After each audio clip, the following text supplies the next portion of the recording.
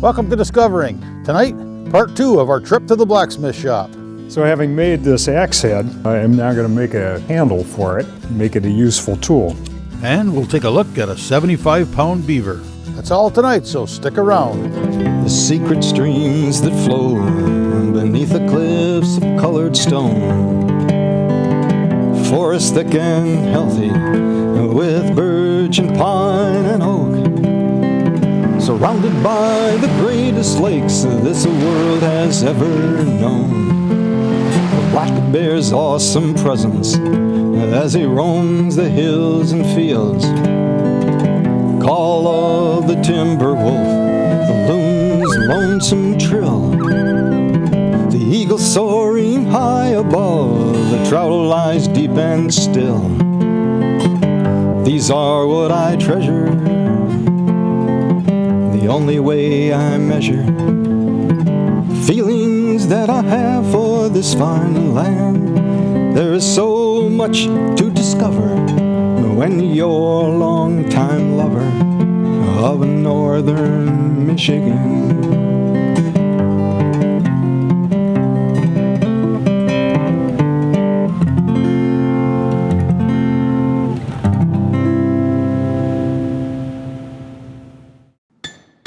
Last week, we watched as Marquette blacksmith Gordon Gearhart turned this ordinary torsion bar into an extraordinary usable tool. Tonight, our hatchet gets a handle. What I'm going to do here is heat this up to the critical temperature, which is the temperature at which the steel will harden in water or oil. In this case, I'm using oil. It's a slower cooling material, and if the steel is water hardening and I harden it in oil, it won't break. But if it's an oil hardening steel and I harden it in water, there's a good chance that it could break. Nice bright red, cool it quickly in the oil. I won't cool it all the way down. I'll leave some heat in the body of the axe. Then I'll polish it up with a piece of sandpaper, and that would be the tempering process so that it relieves some of the stress made by the hardening. I'll just be hardening the cutting edge. And I'm just gauging the temperature of the steel by the color.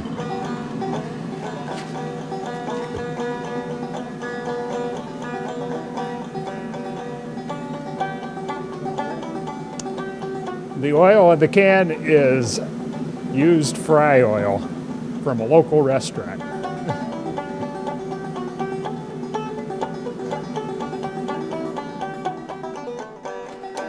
Get a file and check that it's hard.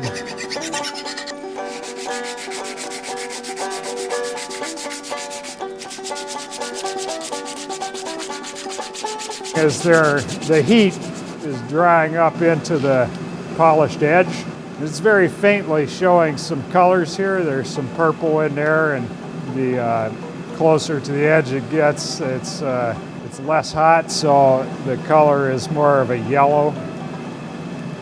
The colors are an indication of temperature, the blue being a hotter temperature than the yellow, which hasn't quite shown up yet. There's very faint yellow out there on the edge. And I'll put the body of the axe back in the fire, which will heat it up, and those colors will slowly migrate out towards the edge. There should be enough heat in the body of the axe now to bring that blue closer out to the edge. I don't want the edge to be too hard, but I don't want it to be real soft either. So by choosing what temperature I complete the cooling will determine how hard the edge is. So by hitting it with a file, I can get a rough idea of how hard it is. When it's right out of the hardening oil, the file skates off the surface. After it's tempered, there's a little bit of bite to the file, which tells me that it's lost some of its hardness, but still is hard to file, which means it will hold a good edge. It'll be tough enough not to break. I'm scraping the surface scale off with the sandpaper down to the bare steel, giving it a bit of a polish, and that helps the tempering colors show up more dramatic.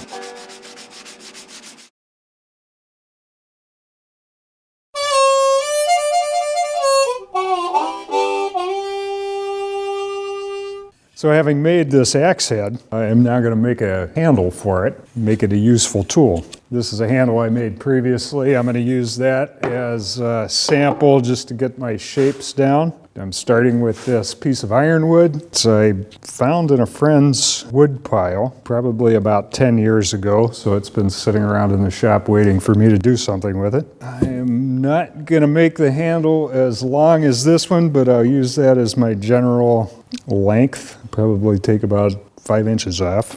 And I'm looking at the piece of wood just to see what the grain orientation is. This is not the ideal size for making a handle, but it is what I have available, so I'm going to use it.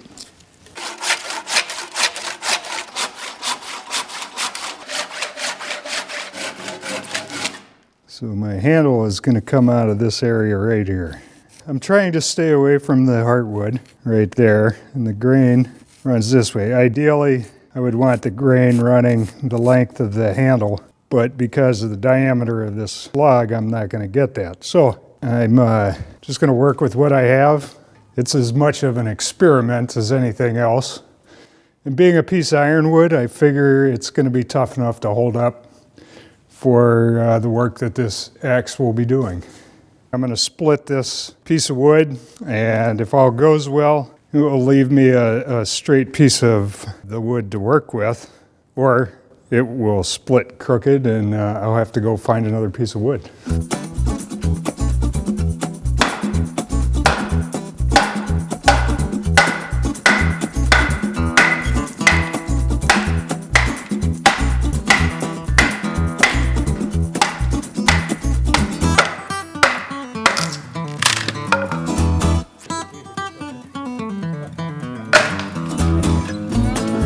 Kind of determine what is the top or the back side of this by just looking at the grain. Put this as the back side.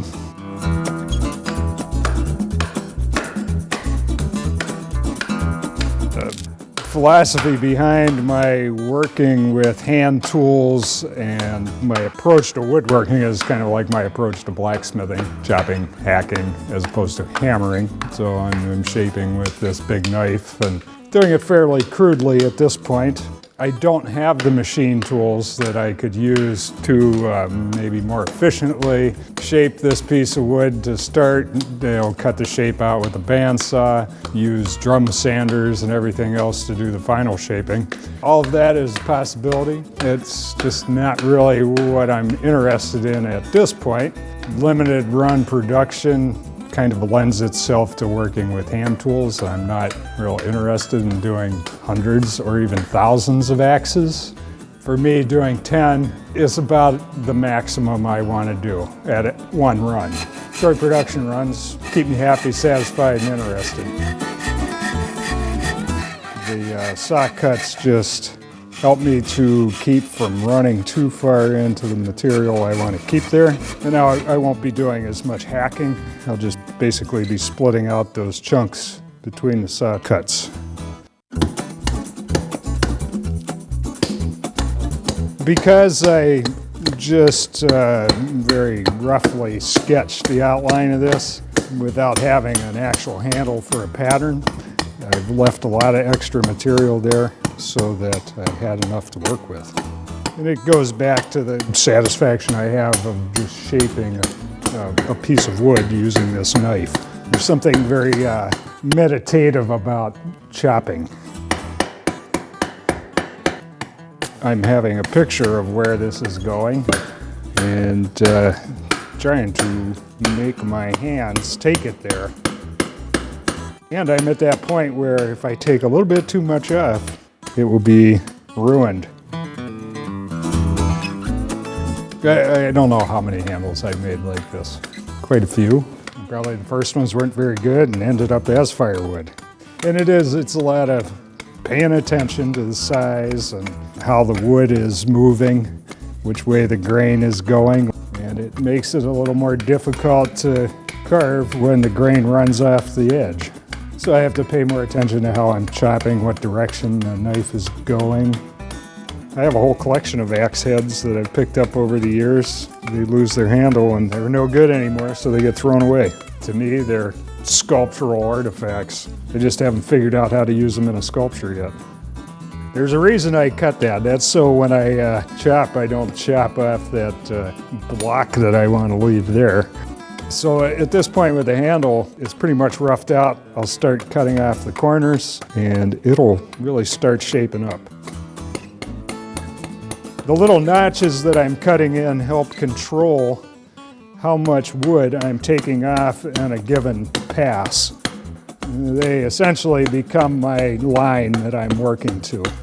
As well as just hacking a handle out of a piece of wood, I'm also trying to make it the size that is proportional to the head. To my eye, it looks a little thick at this point, but I still have more wood to remove through filing and smoothing. I probably should be done chopping here, except for the end where the head will fit on. That I'll chop down close to size.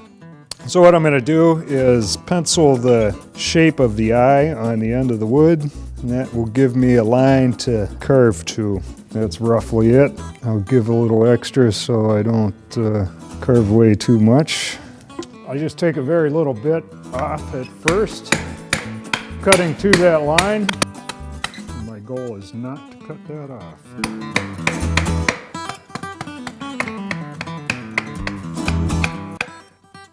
Almost a handle.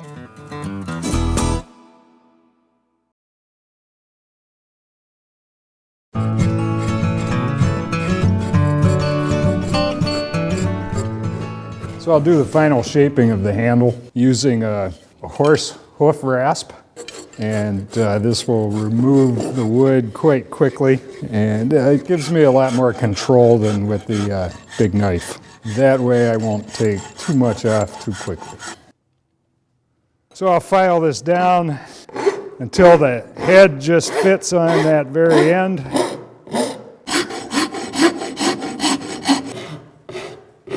I'll put a pencil line on again, the goal being not to file the pencil line off. And then it should fit into the X-eye.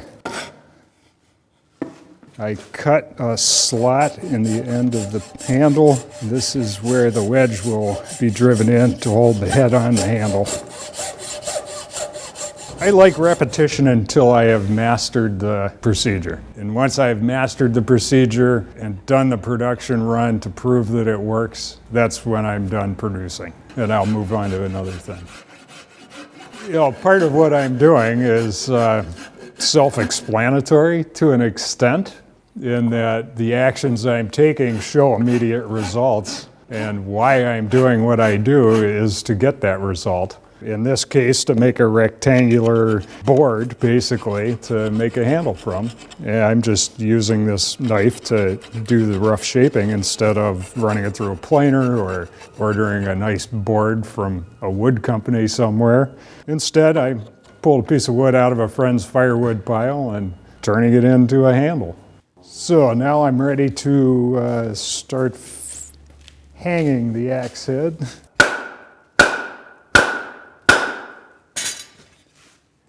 I'll just get it started a little bit, and that will leave some impressions in the wood, tells me where I need to remove more. All the spots that are marked dark are the areas where I need to file off some more wood.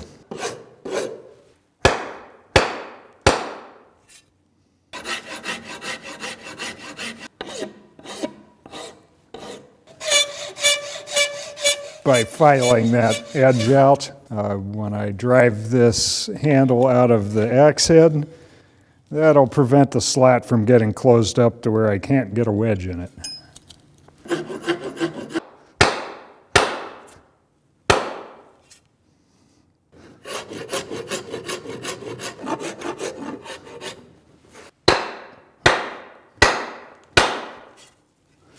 There we go. There's still some more work to do. I'll finish up this end here. There's a little bit of sanding to do. I'll smooth this all out, but for today, I think that will do it. I'll wedge the head on there and put a bit of an edge on it and chop something with it.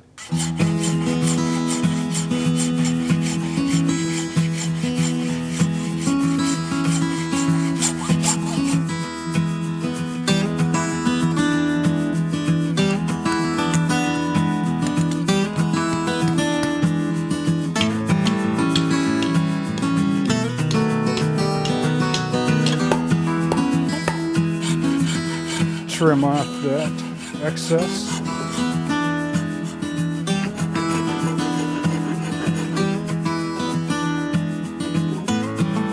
I'll put a steel wedge in there. So this is not a factory-built wedge. This was one I made. I'll chisel some grooves in there to create some teeths that will hold into the wood. This is a piece of aluminum. It will somewhat keep the sharp edges on the steel because it's softer than the steel.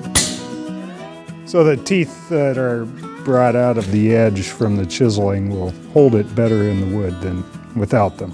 The steel wedge goes perpendicular to the wood wedge and the length of the handle. So the wood wedge spreads the top of the handle out to fill the hole. That hole is somewhat hourglass shaped, so it is bigger at the top than at the bottom. So when the wedge goes in, it pushes the wood to contact the metal on either side, and being bigger, it won't easily slide out. The steel wedge just furthers the expansion of the wood handle.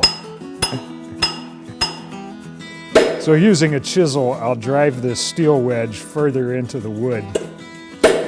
Using a ball peen hammer, the goal being to really lock the handle in to the eye of the axe. I'm going to do a little shaping on the very end of this handle now to make it look pretty. That part of it for me is closing the grain of the wood so that it's more durable and less likely to rot away because dirt and grease and water gets stuck in all those places. At the same time, they make better grip.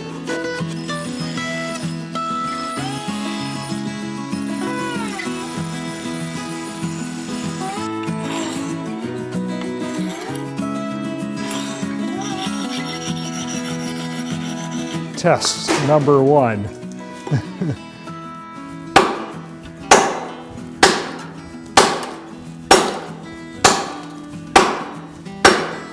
And it didn't fold over, so that's a good sign that it'll keep working.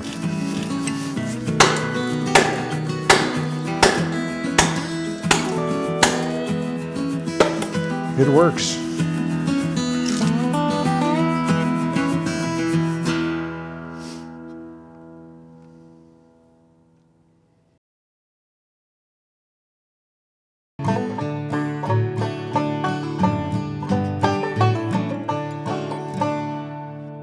For some, maybe a 10-point buck. For others, a turkey with a 12-inch beard, or maybe a 20-inch brookie. For a trapper, it's pretty hard to top a 75-pound beaver. I've caught a lot of beaver over the years from the time I first started trapping here. And some of them were big, some are smaller, but the beaver average about anywhere from 20 to 30 pounds to a 2-year-old maybe. You might get one 40-pounder if he's about a 4-year-old beaver. In this particular spot right here, about a week or so ago, I caught a 62-pound male, which I thought at that point was probably one of the bigger ones I ever caught. Now, we got that big one, a 75-pounder, the female. Yeah, it was interesting when I came up to that trap to check that beaver set. I had that body gripper there in that run, and when I walked up from a distance, I saw that big ball of fur. Of course, he had body grips catch the animal and dispatch him pretty quickly because it caught him right around the neck area. Caught him at a 330 conibear. And I saw that huge ball of fur. I thought to myself, boy, that looks awful big. Thought it looked like a cub bear in a trap at first. It was so big. Pulled that thing out of there, and my God, I had to do all I could take to drag him out of there and get him up to the shore to get him onto the side-by-side. Yeah, it's just amazing, you know, some of those guys get that big, and I'll probably never catch another one any bigger than that. But I guess it's nice to be able to get a nice big one like that and get them all skinned out. So.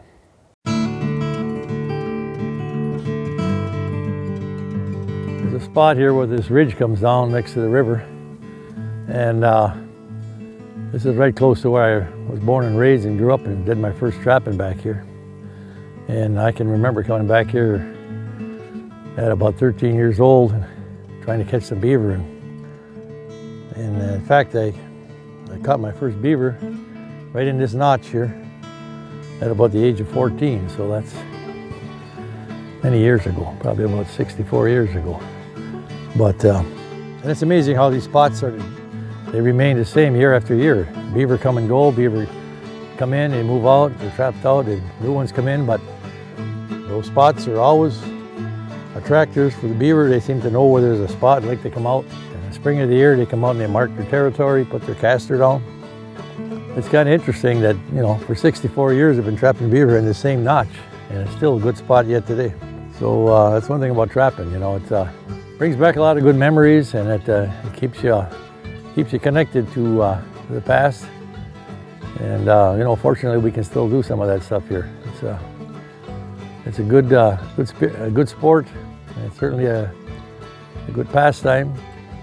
And can't make much money doing it, but it's a lot of fun. When we find something we think others might like, we pass it on. Whether it's a place to eat, a place to visit, or an event of some sort. In the Upper Peninsula, that place is the outdoors. We've all heard the term getting kids involved in the outdoors is our future. We've heard it a lot because it's true. Coming up on May 12th at Presque Isle Park in Marquette, there's an event called the Faith, Family, and the Outdoors Festival, designed to do just that. The event is the vision of Jess and Joe Battese of Hardcore Scripture Outdoors, a nonprofit youth mentoring program in the UP. The idea began last year when a student and teacher involved in one of the Salmon in the Classroom projects were selected for a day of fishing on Lake Superior. 1 year later, that has turned into the Faith, Family, and the Outdoors Festival, involving multiple students from multiple schools. The event kicks off in the morning with a day of fishing for students and teachers from each of the 15 Salmon in the Classroom schools that choose to participate in the event. The boats will roll back into the harbor at noon, and from there, it's Presque Isle Park. At 2 o'clock, there will be a faith-based motivational talk given by Hardcore Scripture Outdoors and a concert with recording artist Josh Wilson, acclaimed as the future of Christian pop, with chart-topping hits and an industry award for Songwriter and Artist of the Year. For more information, or if you'd like to help with the event, visit the Hardcore Scripture Outdoors website at scriptureoutdoors.com. Well, that's it for this week. Thanks for watching, and I hope to see you next week, right here on Upper Michigan's very own Discovering.